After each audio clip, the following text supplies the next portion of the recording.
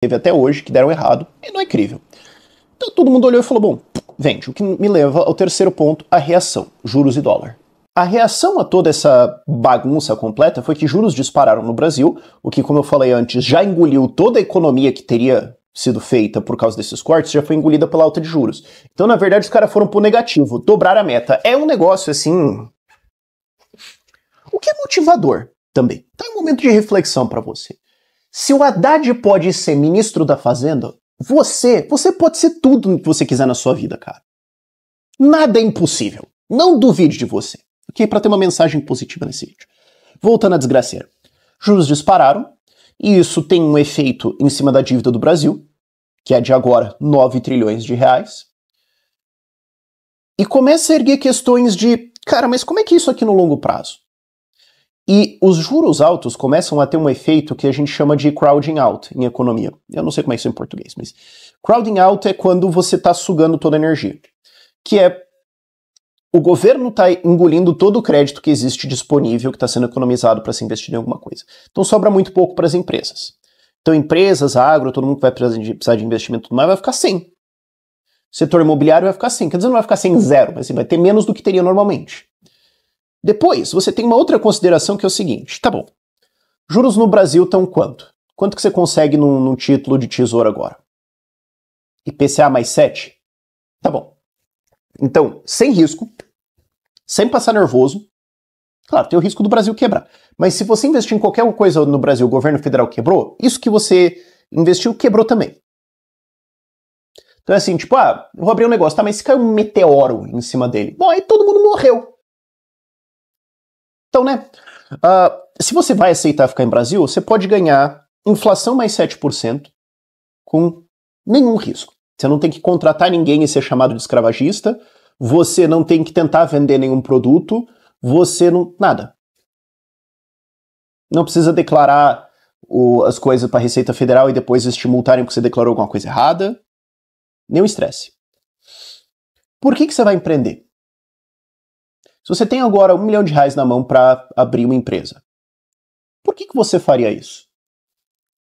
Assim, qual é a lógica aqui? Porque qual que é o lucro que você tem que ter, qual que é a rentabilidade que essa empresa tem que ter para valer o nervoso que você vai passar? Faça um exercício, vai lá na Fundamentos e abre as empresas por ROIC, Return Over Invested Capital. Então, do capital que eu investi dentro dessa empresa, do que tem aqui, quanto de retorno eu estou conseguindo em cima disso? Vê quantas empresas estão com ROIC abaixo de 14. Se essas empresas pegassem todo o caixa investido delas, e só capital investido delas, e só colocassem em tesouro, ia dar na mesma. Só que ninguém ia ter que passar o nervoso. Então assim, quanto que você precisa ganhar o extra para valer a pena? Não sei, é arbitrário, mas digamos 5% a mais? Tá bom. Então quantas que tem um ROIC aí 18, 19, 20%? Cara, você acabou de excluir 80% no mínimo das empresas listadas no Brasil. Da última vez que eu vi era 75% só no 14%. Então deve ser 80, 85% das empresas. Quase todas as empresas do Brasil não vale a pena manter aberta. Então por que ela vai contratar? Por que ela vai expandir? Por que ela vai fazer qualquer coisa? Então isso começa a destruir emprego, isso começa a destruir o nosso futuro. Aí você fala, não, mas tá caindo o desemprego aqui um pouquinho. Tá bom, mas olha os empregos que estão sendo feitos. Tá, o salário médio de contratação agora no Norte e Nordeste é R$ 1.700, R$ 1.750. No Sudeste é R$ 2.200. Que vida, que família que você vai construir com um salário desses? E depois você tem o efeito disso no dólar, que é quando o capital sai, as pessoas vendem e tudo mais. Antes disso tudo acontecer, o Brasil já estava com uma saída líquida de 56 bilhões de dólares só em 2024, maior saída desde sempre, que o número é monitorado, inclusive pior do que o Covid. E aí agora vai sair mais certamente, aí o dólar sobe. Quando o dólar subir, o custo de vida das pessoas vai subir também. A gente vai ter um problema de inflação nisso aqui. Que ou vai se refletir na desvalorização da moeda, ou vai exigir juros para ser contido. O Galípolo vai subir os juros para conter isso? Não sei. Então a moeda vai ser defendida? Não sabemos. Estamos numa crise de confiança. Mas vamos lá. Mas eu não como dólar. Primeiro que assim, coisas tipo trigo são importadas. Segundo, que a gente exporta alimentos. Então o produtor de carne no Brasil, por exemplo, ele olha e fala, olha, Eu posso vender aqui no Brasil ou exportar. Se o dólar sobe, vale mais a pena exportar. Então você, brasileiro, tem que me pagar mais para valer a pena eu manter a carne aqui dentro do mercado. Isso vale para todos os produtos que são exportáveis. Tudo. Ah, não, porque soja é tudo para mandar para a China. Tá bom. Milho, arroz. Você vai ter que pagar mais ou não vai ter na sua mesa. E depois você tem umas outras consequências que são mais complexas, como, por exemplo, combustíveis. Tem o preço internacional, mas o Brasil não vai usar preço de referência. Tá bom, então a Petrobras vai ter prejuízo, vai desvalorizar, e vai ter menos capital para reinvestir internamente, então a gente vai ter, no médio a longo prazo, um problema de refino e produção no Brasil. Então a conta pode não chegar hoje, mas chega. Quando você desafia o mercado, é isso, cara. É tipo você desafiar a lei da gravidade. O problema é que a lei da gravidade pune você rápido e claramente. É difícil não entender, né? Se você desafiou a lei da gravidade e deu errado, se você não entendeu, aí é pra mandar prender mesmo, né? Agora, o mercado é mais difícil de você visualizar, mas acontece. Então, assim, não só vai encarecer combustíveis na bomba pra você, vai dar problema em passagem de ônibus, por exemplo. Porque, vamos lá, mundo real. Ah, vai encarecer o diesel do ônibus, então vai subir a passagem. Não. Porque não vão subir as passagens por causa de populismo. O que vai acontecer é que as empresas de ônibus das cidades vão ter prejuízo, e aí elas vão pedir subsídios para as prefeituras vão aprovar, porque os câmaras de vereador são tudo comprado pelos bandidos, e aí vai subir o gasto da prefeitura, que vai virar IPTU em cima de você. Vai virar uma taxa do lixo que vai subir do NEI, daí você não entendeu, mas vai ser para cobrir isso. São Paulo, por exemplo, quer dizer, São Paulo é completamente fora da curva, mas gasta aí 5, 6 bilhões de reais por ano, o que provavelmente é maior do que o orçamento da cidade que você mora, talvez, se você está fora das maiores cidades do Brasil.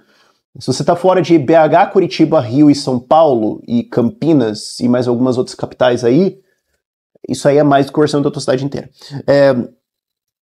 Vai virar uma conta. Outro efeito também. Maquinário, tecnologia, no Brasil, especialmente de ponta, é importado. A gente produz maquinário de ponta. Agora sim, vamos trazer maquinário de ponta mesmo. É dólar. Então, para as nossas empresas poucas, bravas, guerreiras, que estão querendo competir internacionalmente, acabou de ficar mais caro. E o Brasil já tem um problema de maquinário defasado em relação ao mundo. Vai ficar pior ainda. Sabe, você tem consequências 1000 em cima disso e o governo não reconhece. Tá bom. Tá, mas como é que a gente poderia resolver isso? Para não me alongar muito, isso aqui teria que ser um desfibrilador. Mais e mais, assim, a qualquer momento é uma boa ideia fazer o que o Milei tá fazendo. A qualquer momento. Mas mais e mais tá virando menos uma escolha. Porque às vezes você tem uma coisa pequenininha que você pode falar, tá, dá um somebody love aqui resolvido. Não é o ideal, mas assim, tá, disfarçou. Agora, quanto mais profundo você vai na garrafa, mais difícil é a recuperação. E aí, quanto mais fica óbvio que você precisa desse desfibrilador para voltar o cadáver a se mexer, e menos você faz isso, mais óbvio que você não está fazendo o necessário. E a crise de confiança se aprofunda. Então, assim, eu não quero ficar muito tempo nisso aqui, mas o que a gente precisaria ser cada vez mais uma reforma profunda pra caramba. É o que a gente sempre falou aqui, é o que eu sempre falei como libertário, é o que os liberais sempre falaram no Brasil, mas mais e mais vira uma questão de sobrevivência e não de, assim, uma boa decisão para o futuro. E que me leva a falar de alternativas, como eu abordei antes, né? Se você tá preocupado com isso tudo, e eu entendo, eu acho que o Brasil consegue superar isso aqui, resolver, assim, acordar politicamente e daqui 20 anos tomar todas as decisões. Sim. Vai nos próximos 2 anos? Certamente não. Vai nos próximos 6? E se tomar? Quantos anos vai ser para resolver isso aqui? Porque o Milei tá fazendo o Afueira Intergaláctico, então ele resolveu em 1 ano. O Brasil vai fazer isso? Digamos que leva 3. Então vamos num cenário base. O cenário otimista seria o Lula perde em 26. Mas vamos num cenário base. Ele ficou. Então ele sai em 30 e é mais 2 anos de reforma. Então em 2032 o Brasil vai começar a prestar, talvez. É 12, cara. De novo, por isso o investimento sai do Brasil. Enquanto isso você tem a Argentina. Se nesses próximos 8 anos a Argentina continuar fazendo o que está fazendo, aonde eles vão estar e onde a gente vai estar? Eu lembro que num vídeo sobre o Milei eu falei, olha, ele está conseguindo uma alta de salários anualizada agora de em torno de 11%. Então, em 10 anos, isso significa que triplica o salário médio na Argentina. Então, daqui 10 anos, né, quase isso, eles vão estar 3 vezes mais ricos que a gente. Quando a gente acordar para a vida. Você entende por que não está se investindo no Brasil agora? Você entende por que tem uma crise de confiança? Por que capital foge? Por que o Brasil tem um problema de Argentina? Não quero correr o risco da Argentina. Tem os Estados Unidos. Tem vários outros países. Existem alternativas. Então, se você quer conhecê-las, se você quer investir nelas, a SET está disponível para você. O link vai estar aqui. Eu devia ter falado lá anteriormente, mas enfim. O link vai estar aqui na descrição. A gente está em Black Friday agora na sexta e sempre disponível para atender vocês. Só, gente, vou falar a mesma coisa que eu falei antes da eleição do Lula. Me ouve quem quer. Bote salva-vidas é mais barato antes do navio afundar. Por esse vídeo é isso. Tchau, tchau.